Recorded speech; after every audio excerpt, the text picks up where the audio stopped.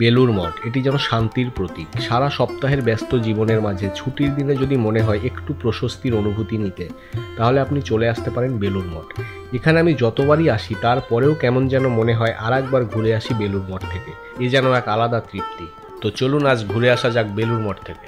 আর এই ভিডিওর মাধ্যমে আপনারা জানতে পারবেন বেলুর মঠ সম্পর্কে এবং এখানকার সময়সূচি ও নিয়মাবলী। বেলুর মঠের ভেতরে ভিডিওগ্রাফির অনুমতি নেই, তবুও মন্দিরের বাইরে থেকে আমি কিছু ভিডিও নিয়েছি, কারণ অনেক বয়স্ক মানুষ আছেন এবং যারা অনেক দূরে থাকেন, এখানে আসার সুযোগ হয়ে ওঠে না, তাদের কথা ভেবেই আমি এই ভিডিওটি বানালাম। বেলুর মঠ কর্তৃপক্ষের কাছে আমি আশা রাখবো যে তারা এটিকে মার্জনীয় দৃষ্টিতে দেখবেন। আজ সকাল সকাল বাস ধরে সোজা চললাম দক্ষিণেশ্বরের দিকে। আপনারা চাইলে মেট্রো করে দক্ষিণেশ্বর অব্দি আসতে পারেন অথবা ট্রেন ধরে সরাসরি পৌঁছে যেতে পারেন বেলুরে। স্কাইওয়াক পেরিয়ে দক্ষিণেশ্বর মন্দিরের সামনে দিয়ে বাঁ দিকের রাস্তা ধরে সোজা চলে যাবেন লঞ্চ ঘাটের দিকে। আর আপনি চাইলে দক্ষিণেশ্বর থেকে অটো করেও বেলুরে পৌঁছাতে পারেন। এখান থেকে লঞ্চ পেরোনোর মূল্য 11 টাকা পার হেড। লঞ্চে ওঠার সময় আপনি একটি খুব সুন্দর ভিউ উপভোগ করতে পারবেন এবং এখান থেকে কিন্তু দক্ষিণেশ্বর মন্দিরও দেখা যায়। প্রতিদিন এখান থেকে লঞ্চে করে প্রচুর মানুষ গঙ্গা পারাপার করে থাকেন এবং এখান থেকে যেতে যেতে আপনি পাবেন মা গঙ্গার অনুভূতি এবং একটি খুবই সুন্দর ভিউ।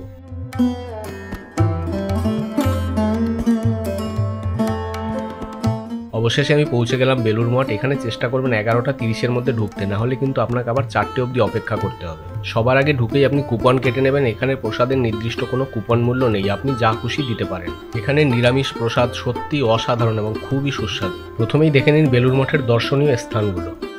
1897 সালে রামকৃষ্ণ পরমহংসদেবের প্রধান শিষ্য স্বামী বিবেকানন্দ দ্বারা প্রতিষ্ঠিত হয়েছিল এই বেলুর মঠ। এটি ভারতবর্ষের পশ্চিমবঙ্গের হুগলি নদীর পশ্চিম তীরে বেলুরে অবস্থিত। স্বামী বিবেকানন্দ শিষ্যদের একটি ছোট্ট দল নিয়ে কলম্বো থেকে ভারতে ফিরে আসেন এবং দুটি কাজ শুরু করেন, একটি বেলুরে এবং অন্যটি হিমালয়ের মায়াবতী আলমোড়াতে, যেটি অদ্বৈত আশ্রম নামেও পরিচিত।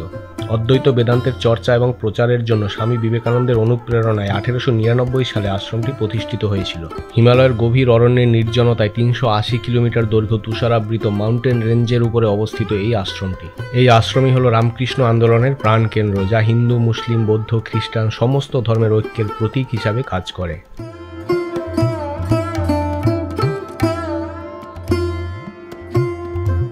প্রায় 40 একর জায়গা জুড়ে এই বেলুর মঠের পরিসীমার মধ্যে রয়েছে রামকৃষ্ণ, সারদা দেবী ও স্বামী বিবেকানন্দকে উৎসর্গ করা মন্দির। রামকৃষ্ণ মঠ ও মিশনের ইতিহাসের সাথে যুক্ত নিবন্ধগুলি সম্মিলিত একটি জাদুঘরও রয়েছে। প্রাক্তন রাষ্ট্রপতি এপিজে আব্দুল কালাম বেলুর মঠকে ঐতিহ্য এবং জাতীয় গুরুত্বের স্থান হিসাবে বিবেচনা করেছিলেন।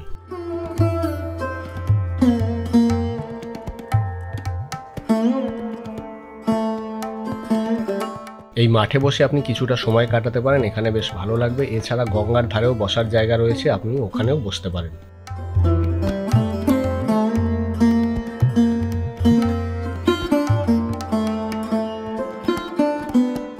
এদিকে রয়েছে প্রসাদ হল এবং স্বামী বিবেকানন্দের আবাস কক্ষ। এই ঘরটিতেই তিনি থাকতেন। এখানে এসে সত্যি আমার গা যেন শিউরে উঠল। এখানেই রয়েছে সেই মহাপুরুষের কিছু স্মৃতি। এখানে আসতে পেরে আমি নিজেকে সত্যিই ধন্য মনে করেছি। এই হচ্ছে সেই আম গাছ, যার তলায় স্বামী বিবেকানন্দ মাঝে মাঝেই বসতেন।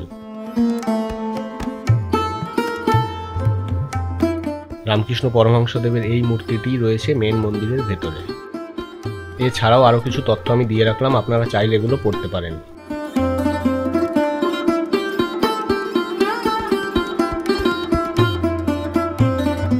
এখানে রয়েছে রামকৃষ্ণ মিশন পল্লী মঙ্গল, যেখানে গ্রামীণ হস্তশিল্প আর অন্যান্য সামগ্রী বিক্রয় করা হয়। যারা এখনো বেলুর মঠে আসেননি তারা এখানে এসে একবার ঘুরে যেতে পারেন। আমি কথা দিচ্ছি আপনাদের ভালো লাগবে। আজ এই পর্যন্তই, দেখা হবে পরের ভিডিওতে। যদি ভিডিও ভালো লাগে কমেন্ট বক্সে অবশ্যই জানাবেন এবং চ্যানেলটি সাবস্ক্রাইব করতে ভুলবেন না।